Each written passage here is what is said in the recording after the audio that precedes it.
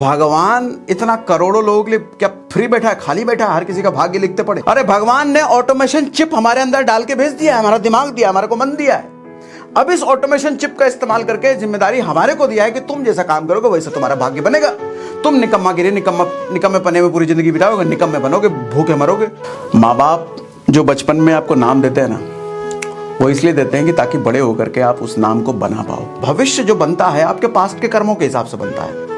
वहीं आपने उसी मोमेंट पर अगर अपने कर्म बदल दी, मेहनत करना उसी टाइम से शुरू कर दिया, 3 महीने बाद जाओ ज्योतिषी के पास, वो कहेगा अरे भाग्योदय तो बहुत जल्दी आने वाला है, अगले 1 साल में तो आपका इनकम बहुत बढ़ने वाला है, बिजनेस बड़ा होने वाला है, अरे बहुत कुछ अचीवमेंट है, विदेश यात्रा आपके लिखा हुआ है। ये पंडित इतने जालिम होते हैं, इतने बड़े जालिम होते हैं कि इनका बस चले तो आपके शरीर से बोटी बोटी खींच लें, सिर्फ आत्मा छोड़ दे अपने शरीर में और कुछ ना छोड़े। कोई पूरे महीने हरामखोरी करे और लास्ट में जब पे आउट खराब आए वो कहे मेरे तो किस्मत में ही खराब पे आउट लिखा हुआ है। थप्पड़ ना मारोगे ऐसे आदमी को।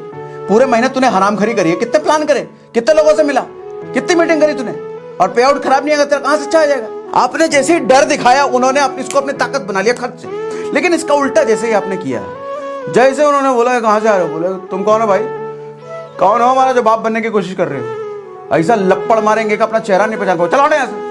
और जैसे आपने किया वो कोई पावरफुल आदमी, कोई आदमी कोई पहुंचा आदमी, अच्छा ठीक है भाई, जाओ जाओ जाओ जाओ। आपने शक्ति दिखाई, उनका डर बन गया। हर किसी को लक्ष्मण जैसा भाई, हर किसी को भरत जैसा भाई चाहिए, लेकिन खुद राम बनने को तैयार नहीं है। खुद पापी निठल्ला निकम्मा है, लेकिन उसको लक्ष्मण चाहिए। यही तो शक्तिशाली आदमी की निशानी है। देने से नहीं डरता वो, ले जाओ तुम्हारा भला हो जाएगा, ले जाओ हम फिर अर्जित कर लेंगे। लेकिन कमजोर आदमी को पता हम कमजोर, दोबारा कहां से लाएंगे भाई, दोबारा हमको मिले नहीं मिले, छीन लो लूट लो इधर से, दुर्योधन की तरह, कभी शकुनी की तरह। कान से सुना हुआ कब दिमाग तक हावी हो जाए आपको पता भी नहीं चलेगा सर, कि कहीं को भी नहीं पता चला। अपने भरत से ज्यादा प्यार करती थी राम को, कुछ घंटों में ये कान से सुन के दिमाग कब पलटी मार गया उसको खुद समझ में नहीं आया। बुरी संगति का देखो असर कितना तेज होता है। जब राम का राज्याभिषेक होने वाला था ना, और कल राज्याभिषेक होने वाला है, और आज कैकेयी बिल्कुल खुश है, बिल्कुल खुश है, एकदम खुशी मना रही है, क्योंकि राम को कौशल्या से भी ज्यादा प्यार करती थी कैकेयी, जो हमने रामायण से सीखा है। कौशल्या से भी ज्यादा प्यार, कौशल्या खुद की मां थी राम की, लेकिन कैकेयी सबसे ज्यादा प्यार करती थी। अब इतना प्यार करने वाली मां जस्ट 1 दिन पहले उस राम की दुश्मन कैसे बन जाती है। ये संगति का असर देखो, संगति की पावर देखो। मंथरा आती है झूमते नाचते हुए और कैकेयी को डांट लगाती है कि क्या तुम खुश हो रही हो, तुमको खुश होना चाहिए, तुम्हारा सौतेला बेटा राम बन जाएगा, तुम्हारा अपना बेटा भरत धरा का धरा रह जाएगा। रात भर में कुछ घंटों में उसकी मति ऐसी फेरी, ऐसी संगति का कुप्रभाव दिखाया कि वो जो सुमाता थी कुछ घंटों में कुमाता बन गई। संगति का इतना तेज असर होता है, इतना तेज असर होता है।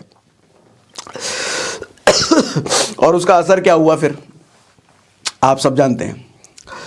देखो सिर्फ मंथरा नहीं, हमारी जिंदगी में न जाने कितने ऐसे मंथरा घूमते हैं, न जाने कितने ऐसे शकुनी घूमते हैं, जो हमें ऐसे ऐसे सजेशंस, ऐसी ऐसी सलाह देते हैं, जिस सलाह को अगर मानने लग जाए, जो सजेशन को हम मानने लग जाए ना सर, बर्बाद होने के अलावा कोई ऑप्शन नहीं बचेगा।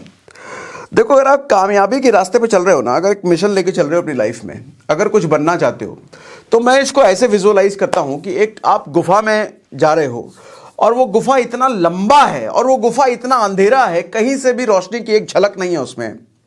उस गुफा में घुसने के बाद आपको जो पीछे से रोशनी थोड़ी बहुत आ रही थी जब आप घुसे थे, आगे चलते चलते चलते वो रोशनी भी बंद हो जाती है, और आगे जहां आपको पहुंचना है, जिस लक्ष्य तक पहुंचना है, वहां से भी कोई रोशनी नहीं दिख रही होती।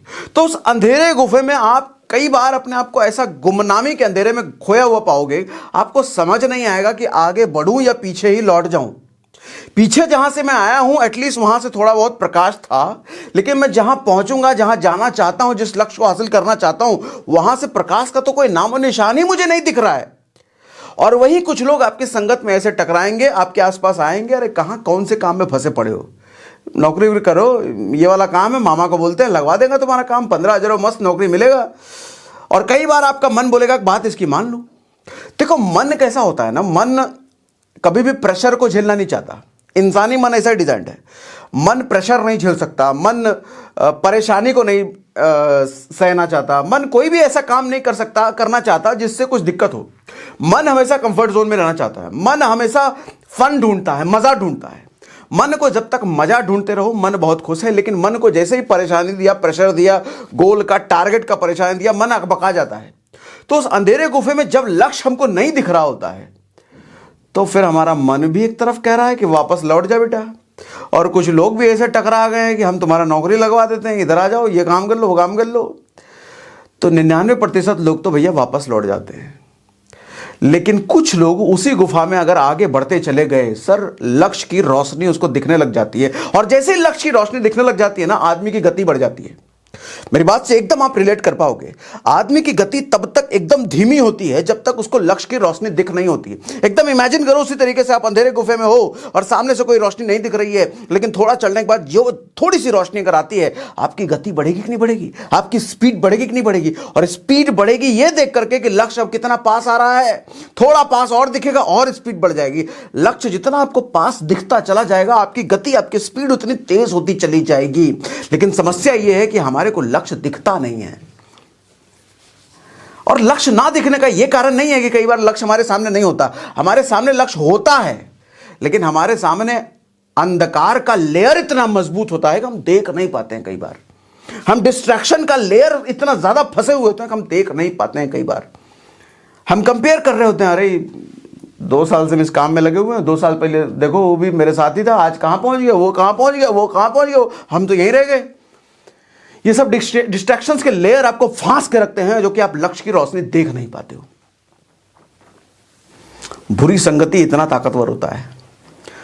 तो अगर मिशन पे चल रहे हो भैया, तो बुरी संगति का खास ध्यान रखो। कोई ऐसा आदमी आपके संगत में अगर है जो आपको कहता है छोड़ दे, मत कर, हट जा, वापस लौट जा, दूसरा काम कर ले, ये काम कर ले, समझ लो वो बुरी संगति है। समझ लो वो मंथरा और शकुनी का काम कर सकता है आपके लिए। समझ लो वो बर्बाद कर सकता है आपको। तुरंत बिना दूर किए उससे अलग हो जाओ। मोबाइल पे उसको ब्लॉक मारो, उससे मिलना जुलना तुरंत बंद करो, तुरंत। नहीं तो ये कान से सुना हुआ कब दिमाग तक हावी हो जाए आपको पता भी नहीं चलेगा। सर कि कहीं को भी नहीं पता चला। अपने भरत से ज्यादा प्यार करती थी राम को, कुछ घंटों में ये कान से सुन के दिमाग कब पलटी मार गया उसको खुद समझ में नहीं आया। और जैसे ही कैकेयी उसकी लाइफ से गई, जैसे ही बाकी लोगों ने उस मंथरा को महल से बाहर निकाल दिया, देखो कैकेयी फिर वही वाली मां बन गई राम के लिए। इतना पावरफुल होता है बुरी संगति। अगला लेसन नंबर 2, दूसरों से जितना अपेक्षा करते हो ना, उसका एक लेवल ज्यादा बेहतर खुद बनने की कोशिश करो।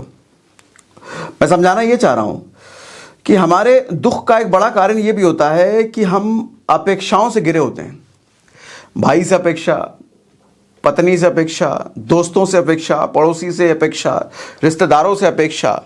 हम अपेक्षा करते हैं कि वो मेरे साथ अच्छा करे, वो मेरे साथ बेहतर करे, वो मेरे साथ ये कर दे, वो मेरे साथ ये कर दे। मैं नहीं कहता कि ये अपेक्षा गलत है, लेकिन मैं कहता हूं कि जो अपेक्षा आप उनसे कर रहे हो, क्या उससे ज्यादा बढ़ करके आपने उनको दिया है कभी? क्या उनसे बेहतर आप हो कभी? अगर आप देखो सर, दुनिया ना, आप राम से ही सीख लो।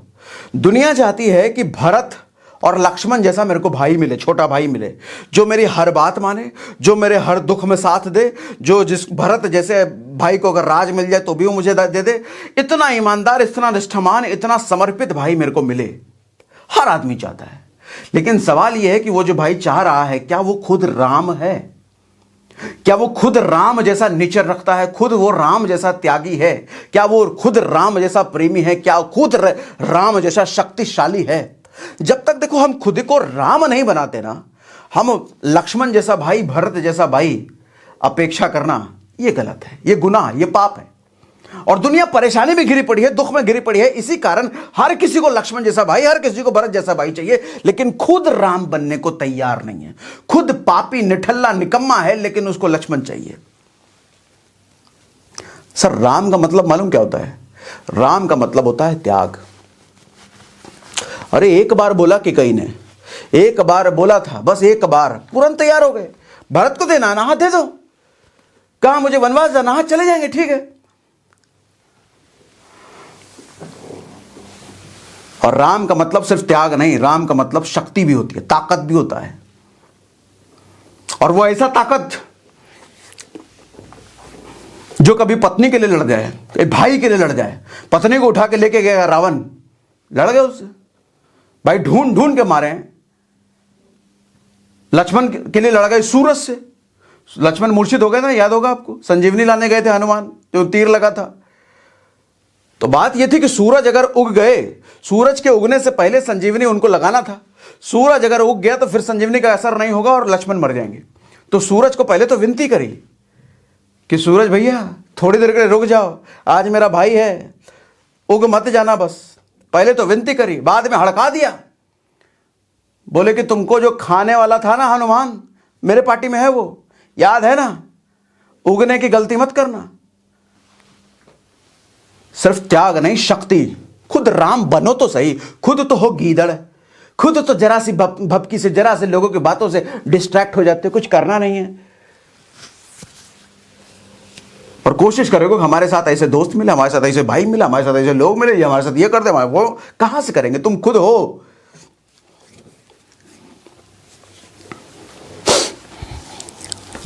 त्याग और शक्ति का खतरनाक कॉम्बिनेशन थे राम, खतरनाक। आज ही मुझसे मेरी वाइफ पूछ रही थी आपका इंस्पिरेशन कौन है? मैंने कहा 2 लोग मेरे इंस्पिरेशन हैं, राम और कृष्ण। मैं नहीं कहता कि मैं उनकी तरह बनना चाहता हूं, लेकिन ये उनसे सीखता हूं, उनके आचरण से, उनके बिहेवियर से, उनके कैरेक्टर से सीखता हूं, और वही चीज अपने अंदर लाने की कोशिश करता हूं।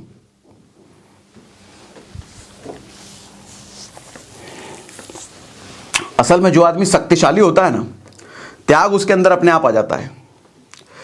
जो आदमी कमजोर होता है ना, उसमें त्याग की भावना नहीं होती, उसमें लूट खसोट की भावना होती है। कहां से क्या लूट लूं, कहां से क्या हड़प लूं, किसका क्या गिरा दूं, किसका क्या नुकसान कर दूं, अपना फायदा हो जाए। ये कमजोर लोगों की निशानी है। शक्तिशाली थे पांडव, हंसी खुशी दे दिया अपना राज्य दुर्योधन को। शक्तिशाली थे राम, हंसी खुशी दे दिया अपना राज्य भाई को। शक्तिशाली लोगों का नेचर में होता है त्याग करना, क्योंकि उनको पता है कि आज दे देंगे भाई, कोई बात नहीं, भगवान है ना, दोबारा मेहनत करके फिर से हासिल कर लेंगे। उनको अपनी मेहनत पे भरोसा होता है, उनके अपने बाजुओं कंधों पर भरोसा होता है, उनको अपनी काबिलियत पे भरोसा होता है। यही तो शक्तिशाली आदमी की निशानी है। देने से नहीं डरता वो, ले जाओ तुम्हारा भला हो जाएगा, ले जाओ हम फिर अर्जित कर लेंगे। लेकिन कमजोर आदमी को पता है हम कमजोर, दोबारा कहां से लाएंगे भाई, दोबारा हमको मिले नहीं मिले, छीन लो, लूट लो, इधर से दुर्योधन की तरह, कभी शकुनी की तरह, कभी मंथरा की तरह।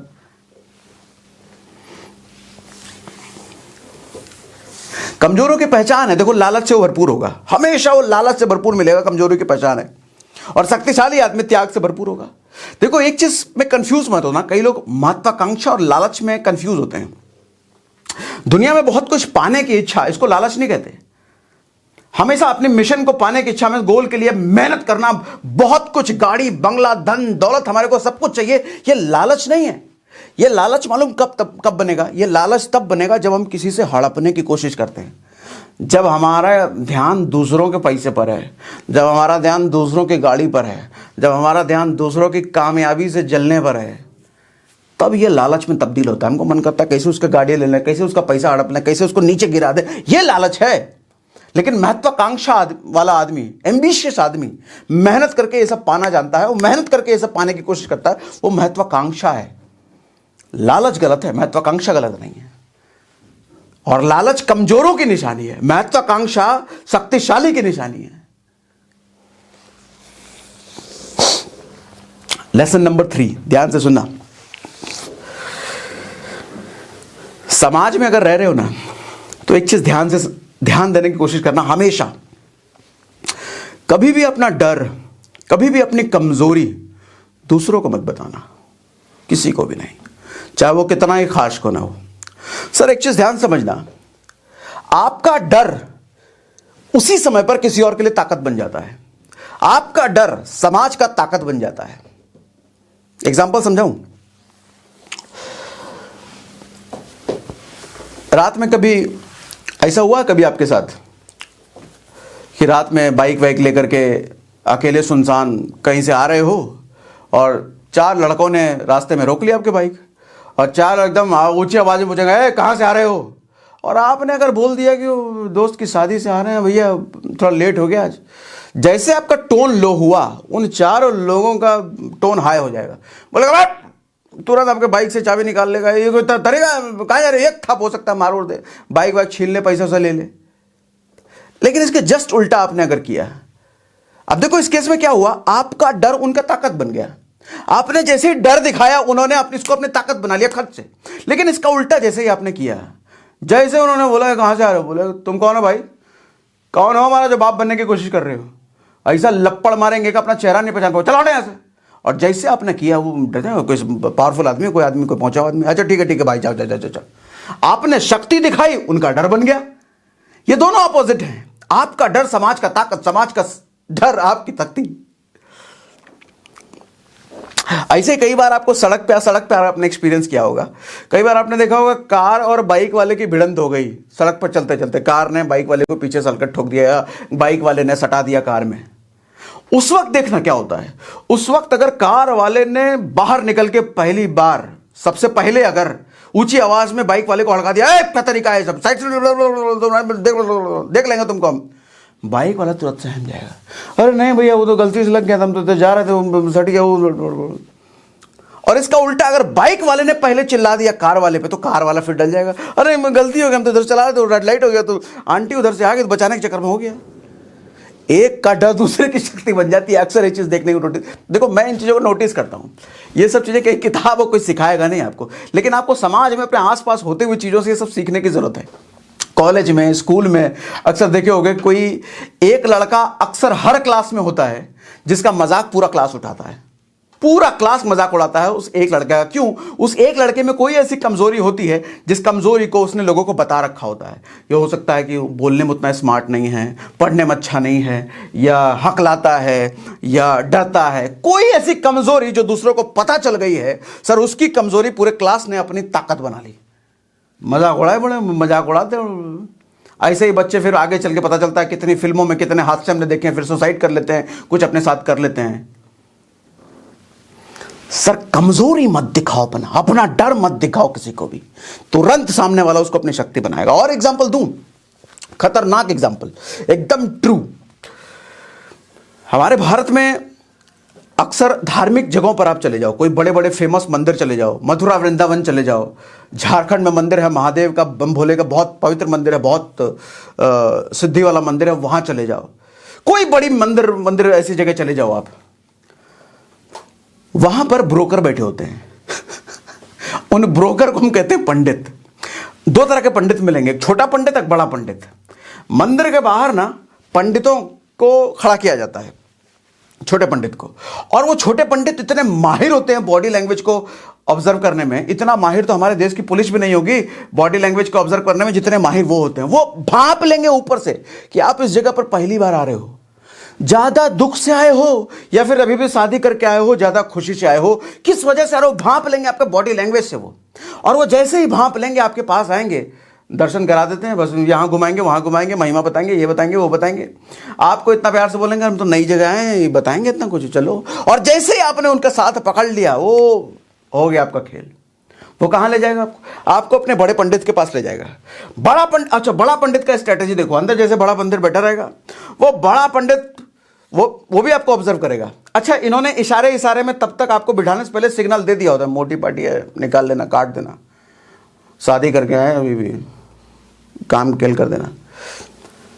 वो बड़ा पंडित सबसे पहले आपसे कनेक्शन बनाने की कोशिश करेगा, प्यार मोहब्बत से, अच्छी अच्छी बातें बोलेगा आपको। अच्छा शादी करके आए, ओके बहुत बढ़िया, लक्ष्मी का रूप है आपकी पत्नी, हाँ तो खुश कर देगा आपको। आप जैसे सुनोगे मेरी पत्नी लक्ष्मी का रूप, खुश हो जाओगे। अच्छा अगर बाल बच्चे भी साथ में गए हैं तो कहेगा कृष्ण है, या कभी कह देगा ये राम है।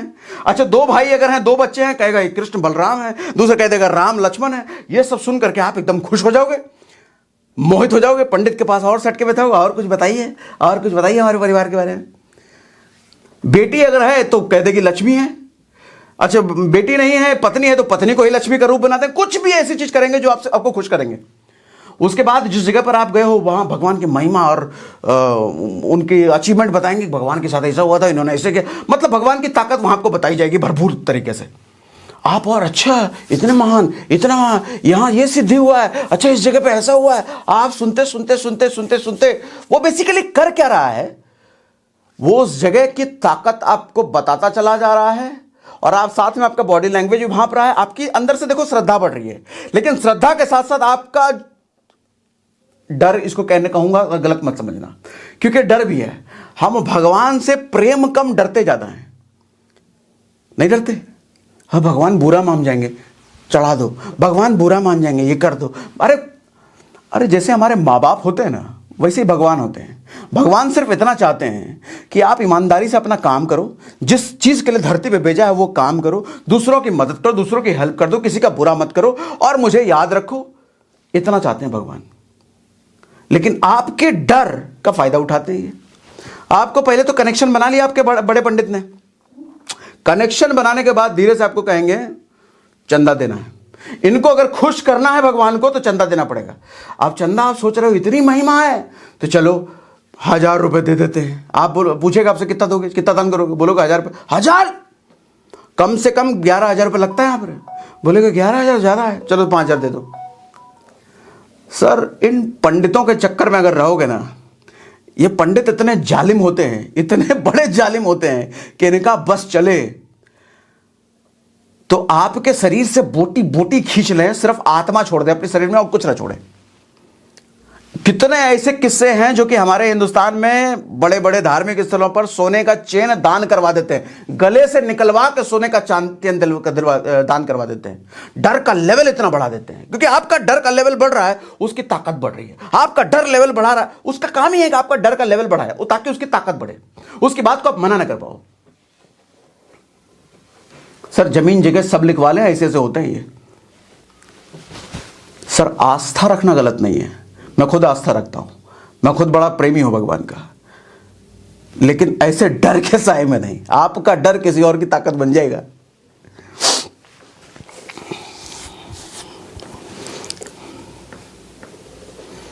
अच्छा, एक और बात, पहले ये आपको दान देने के लिए स्वेच्छा से बोलेंगे कि अपना जो इच्छा है वो दान दे दो।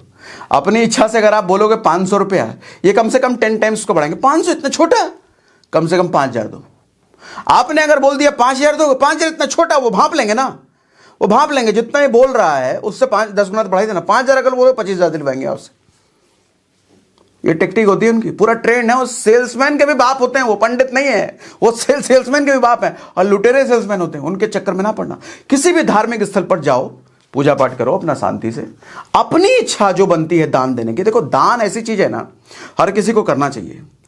कहा भी जाता है कि दान से ज्यादा पुण्य कुछ भी नहीं होता है, सबसे बड़ा पुण्य दान होता है।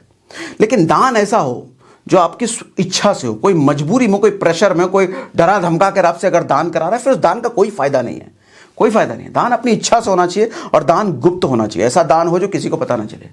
लेकिन वो तो जबरदस्ती है, गन पॉइंट पे आपको, गन पॉइंट के इतना डरा के अगर दान करवा रहा है तो एक तरह से गन पॉइंट पे ही करवा रहा है वो आपको। ऐसा दान किसी का कोई फायदा नहीं है।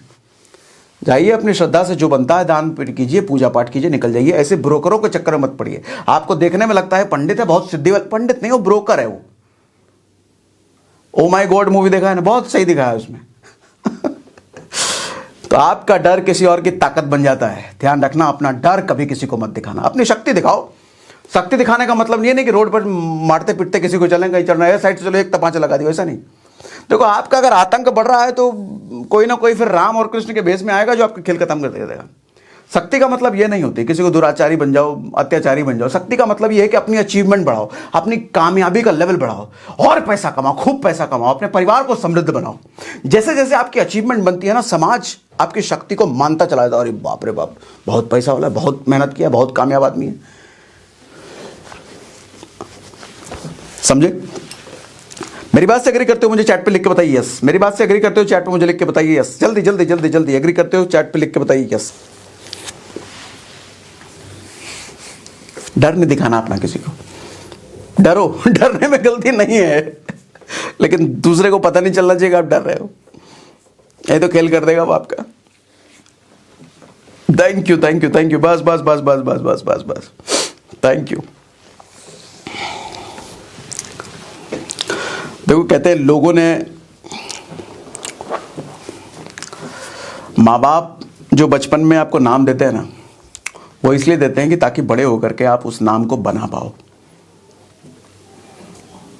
नाम रख दिया तो नाम परमानेंट नहीं है। किसी का नाम रख दिया राजा, पता चले वो भिखारी से भी बदतर हो गया, बड़ा होकर के भीख मांगे जा रहा है। नाम रख दिया, पता चले अभिमन्यु।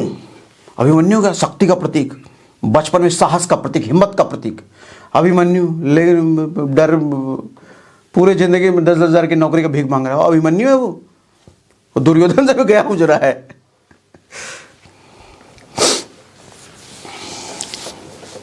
नेक्स्ट लेसन, अपना भाग्य बनाना और बिगाड़ना दोनों देखो हमारे हाथ में होता है। लोग कहते हैं भाग्य पहले से लिखा हुआ है, भगवान ने लिख के भेजा है। एक बात बताओ, भगवान को इतना फुर्सत है तुम्हारे लिए भाग्य लिख के, तुम्हारा भाग्य लिख के भेजे? आज के टाइम में इंसान इतना स्मार्ट हो गया है कि स्मार्टफोन बना रहा है, हर चीज ऑटोमेटेड बना रहा है, अपने आप काम करने लग जाए। अभी कुछ दिनों पहले मैं डीकैथलॉन में गया था। तो डीकैथलॉन नहीं पता बताता हूँ, स्पोर्ट्स की शॉप है, स्पोर्ट्स का सामान वगैरह वहाँ मिलता है। तो वहाँ पर पहले क्या होता था कि कई सारे बिलिंग काउंटर होते थे, वहाँ पर लड़के लड़कियाँ होते थे बिलिंग करने के लिए, सामान उनको दो, एक एक कपड़े का स्कैन कर करके बिलिंग करते थे। अभी जो मैं गया कुछ दिनों पहले, मैंने देखा बिलिंग काउंटर पे कोई है ही नहीं, कोई नहीं है, बस एक लड़का छोड़ दिया सबको गाइड करने के लिए, वो सबको बस वही गाइड करता। क्या करना है, एक बड़ा सा बास्केट सा बना दिया है, और उस बास्केट में जैसे ही अपना कोई सामान, कोई फुटबॉल या कपड़ा या कुछ भी आप डालोगे, जी लिया हुआ, वो स्कैन कर लेगा। मतलब सिर्फ आपको डालना है, डाला, स्कैन करके बिलिंग आ गया मॉनिटर पे तट से, और वहीं मशीन रखा हो, मशीन में डालो, किसी आदमी की जरूरत नहीं है। सबकी नौकरी गई ना, सबकी नौकरी चली गई, मशीन ने इतना ऑटोमेट कर दिया। तो मैं आपको समझाना ये चाह रहा हूं कि आज इंसान इतना स्मार्ट हो गया है कि सब कुछ ऑटोमेट कर दिया है। तो भगवान इतना करोड़ों लोगों के लिए क्या फ्री बैठा है, खाली बैठा है, हर किसी का भाग्य लिखते पड़े? अरे भगवान ने ऑटोमेशन चिप हमारे अंदर डाल के भेज दिया है, हमारा दिमाग दिया, हमारे को मन दिया है। अब इस ऑटोमेशन चिप का इस्तेमाल करके जिम्मेदारी हमारे को दिया है कि तुम जैसा काम करोगे वैसा तुम्हारा भाग्य बनेगा। तुम निकम्मागिरी, निकम्मे पने में पूरी जिंदगी बिताओगे, निकम्मे बनोगे, भूखे मरोगे।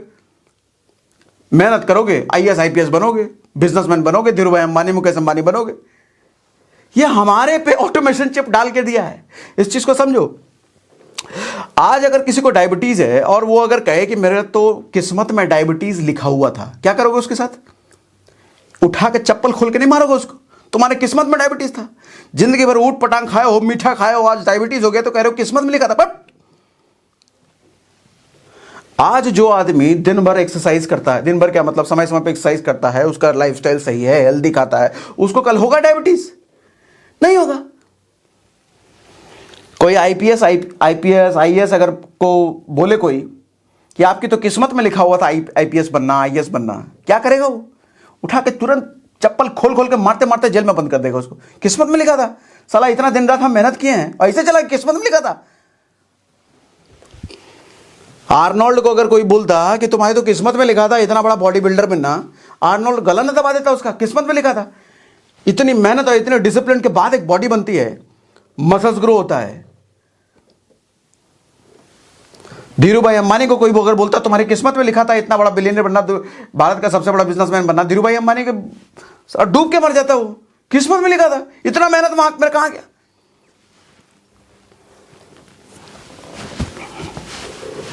आज जो हम कर रहे हैं वो हमारा कल बन रहा है उससे। जो हम कैसा कल करेंगे उससे हमारा परसों बनेगा। देखो, ज्योतिषी के पास जब आप जाते हो ना, मैं नहीं कहता कि एस्ट्रोलॉजी गलत है, ज्योतिषी वगैरह झूठ होते हैं, वो ऐसे ही हैं, ऐसा नहीं होता। एस्ट्रोलॉजी एक साइंस है, लेकिन एस्ट्रोलॉजी के साइंस को समझो। एस्ट्रोलॉजी एक ऐसा साइंस है जो आपके करंट सिचुएशन को देखता है, आपके हाथों के जरिए, आपकी लकीरों के जरिए, और आपके हाथों में ही आपके पास्ट के कर्म भी हैं। यही आपका हाथ, आपके हाथ की लकीरें आपके पास्ट का कर्म बता रही होती है ज्योतिषी को। तो आपके पास्ट के कर्मों के हिसाब से आपका भविष्य बना हुआ है यहां पर हाथों में। तो उसको देख करके भविष्य बता देता है कि तुम्हारा भैया तुम तो आगे निकम्मे निकलोगे, तुम्हारा कोई होगा नहीं, तुम तो कुछ नहीं बन पाओगे, तुम्हारा तो भविष्य बर्बाद है, कुछ बन नहीं पाओगे, भाग्योदय कभी होगा नहीं। क्यों ऐसा बोल रहा है? तुम्हारा पास्ट वो हाथों में देख रहा है ना, उस पास्ट के हिसाब से लकीरें भविष्य की बन गई हैं। तो यानी कि एक चीज समझो, भविष्य जो बनता है आपके पास्ट के कर्मों के हिसाब से बनता है।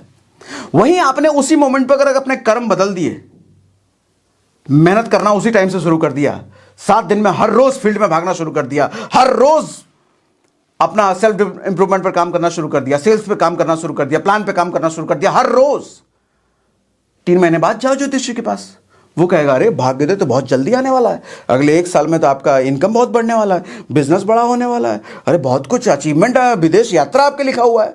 देखो कैसे बदल जाता है।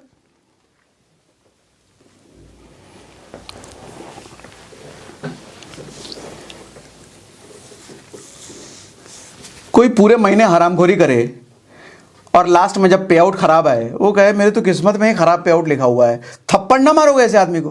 पूरे महीने तूने हरामखोरी करी है, कितने प्लान करे, कितने लोगों से मिला, कितनी मीटिंग करी तूने, और पे आउट खराब नहीं आएगा तेरा कहां से अच्छा आ जाएगा। पूरे महीने मेहनत कर, काम करो, भागो दौड़ो, देखो पे आउट कैसे अच्छा बनेगा। सर किस्मत बनाना और बिगाड़ना दोनों ही हमारे हाथ में होता है। गीता में कृष्ण ने भी तो कर्म प्रधान कहा है ना, धरती कर्म प्रधान जगह है, यहां पर कर्म की ही सबसे प्रधानता है। और रामायण में राम ने भी कहा है कि जो आदमी कर्म योगी होता है, कर्म योगी का मतलब क्या, कर्म में विलीन है वो, ऐसे आदमी के सामने तो देवता भी सर झुकाते हैं, देवता भी उस आदमी की पूजा करते हैं। एक ऋषि थे अगस्त्य, उस ऋषि से इंद्र भी डरता था, इंद्र भी सलाह लेने के लिए आता था। जब अगस्त को मरने का टाइम आ गया था ना, इंद्र उनसे रिक्वेस्ट करने आए थे, भैया आपका अब समय हो गया, चलो जरा स्वर्ग चलो। बोले भी थोड़ा रुक जाओ, कुछ काम बाकी, उसके बाद जाएंगे, आएंगे, तुम बढ़ो आगे। इंद्र को ऐसा कर दिया। भगवान देते हो लेकिन कर्म योगी थे तो उससे इंद्र भी डरे। लेकिन हाँ ज्योतिषी ने बोल दिया है कि भाग्योदय नहीं है, अभी 3 साल तो कुछ होगा नहीं, तो 3 साल जब कुछ होगा ही नहीं तो मेहनत करके क्या फायदा। अल्ले देखो, एस्ट्रोलॉजी एक प्रेडिक्शन बेस्ड साइंस है, प्रेडिक्ट करते हैं वो प्रोबेबिलिटी बताते हैं आपके फ्यूचर की, कि अभी जो पास्ट में आप कुकांड करके आए हो ना, उसके हिसाब से प्रोबेबिलिटी आपके फ्यूचर की ऐसी बन रही है। लेकिन लोग उस प्रोबेबिलिटी को रियलिटी बना देते हैं कि अभी 3 साल तो कुछ होने वाला है नहीं, 3 साल मेहनत का करना छोड़ दो।